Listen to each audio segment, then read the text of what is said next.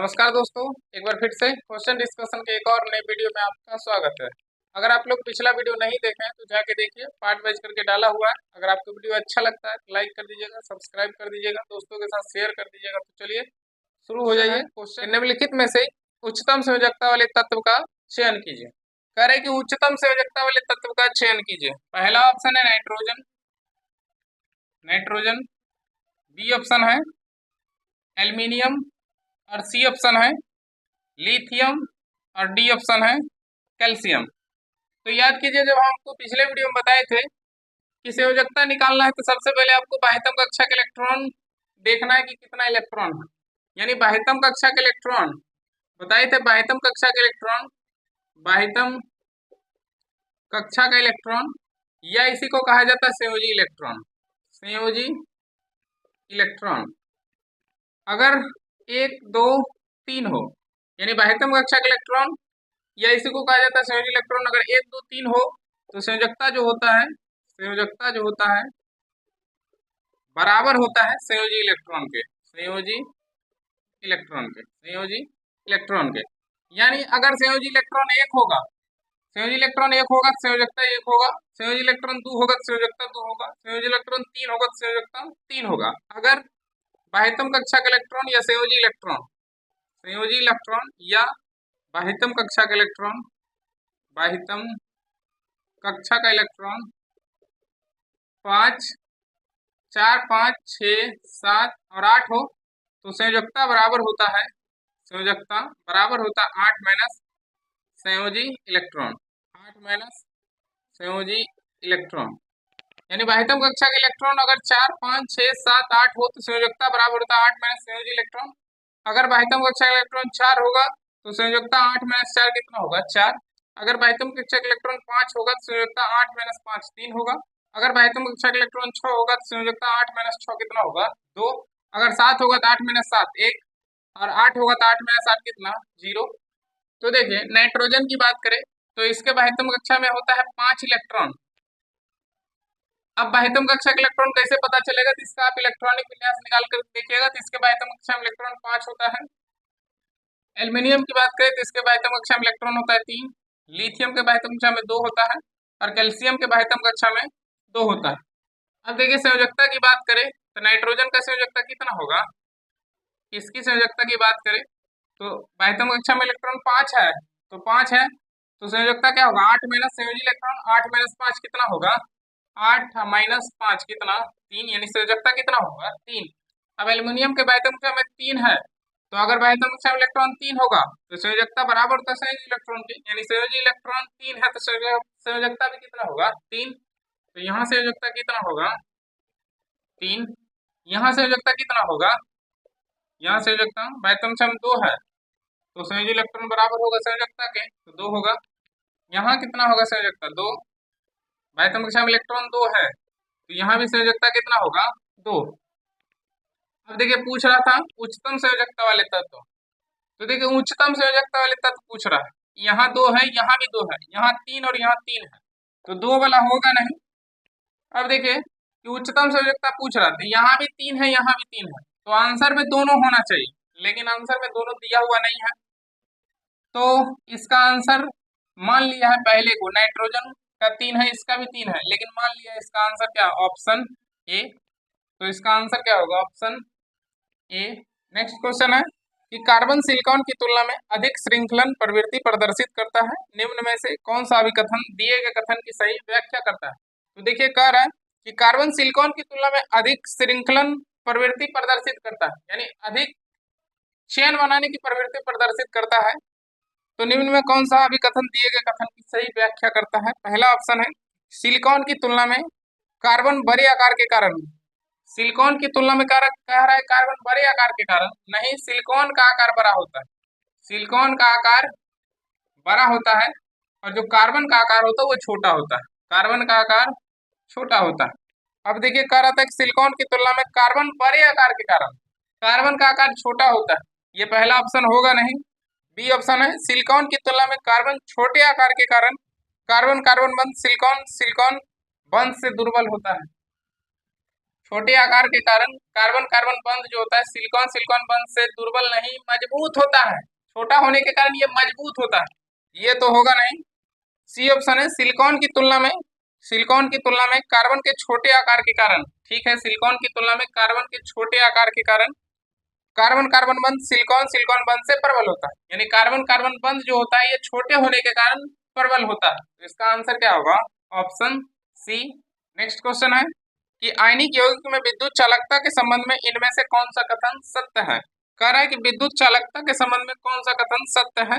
पहला ऑप्शन है, आयनिक यौगिक ठोस एवं गलित दोनों अवस्था में विद्युत का चालन करते हैं। नहीं, आयनिक यौगिक जो होता है ठोस अवस्था में विद्युत का कुचालक होता है, ठोस अवस्था में विद्युत का कुचालक होता है, और गलित अवस्था में विद्युत का सुचालक होता है, गलित अवस्था में विद्युत का सुचालक होता है।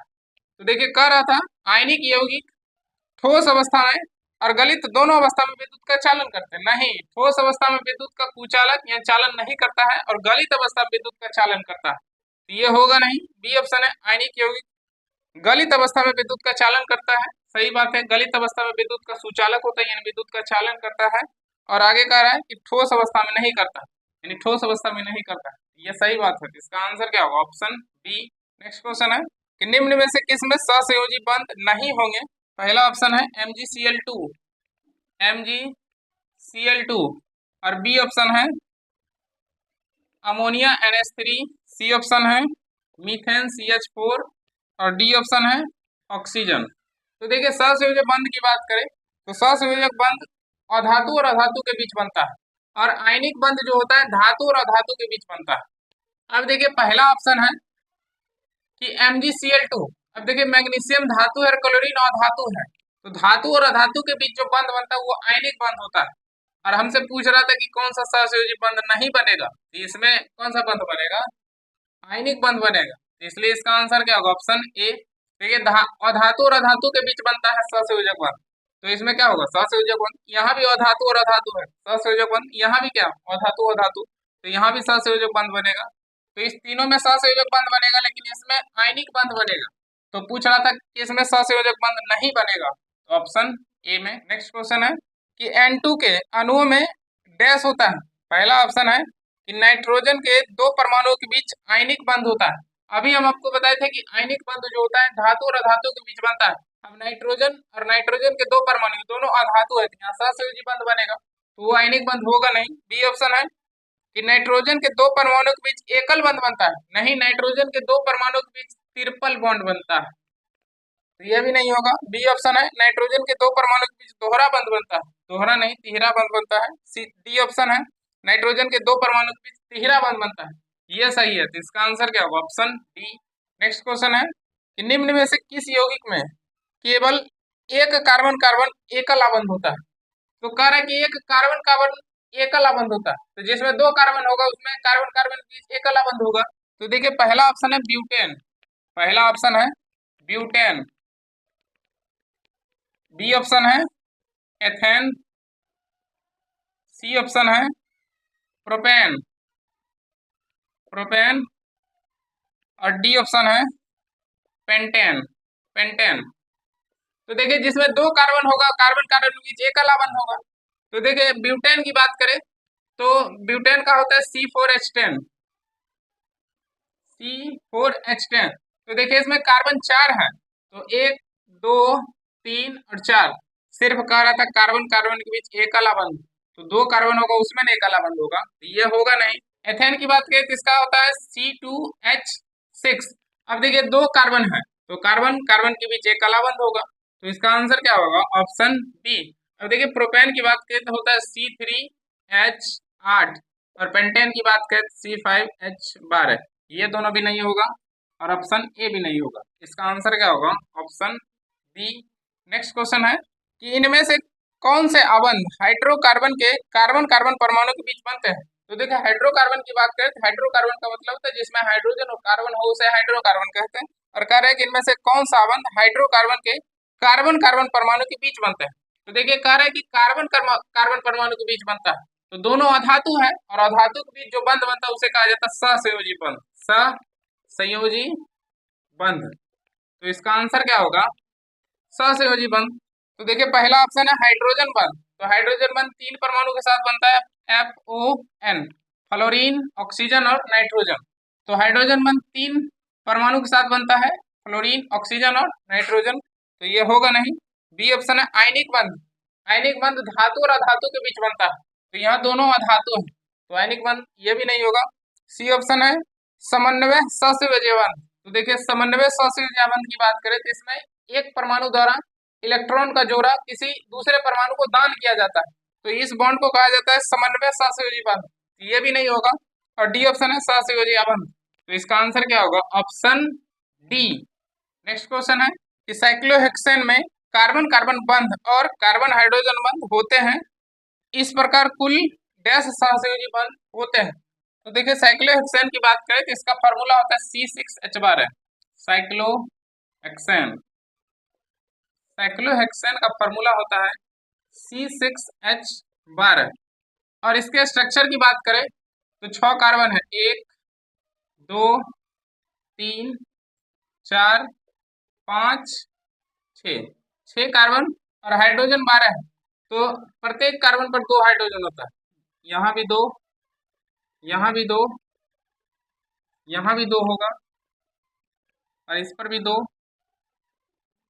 इस पर भी यहाँ भी 2 होता है और यहाँ भी 2। तो देखिए कार्बन 6 है, 1 2 3 4 5 और 6 और हाइड्रोजन 12 है। तो देखिए 2 4 6 8 10 और 2 12।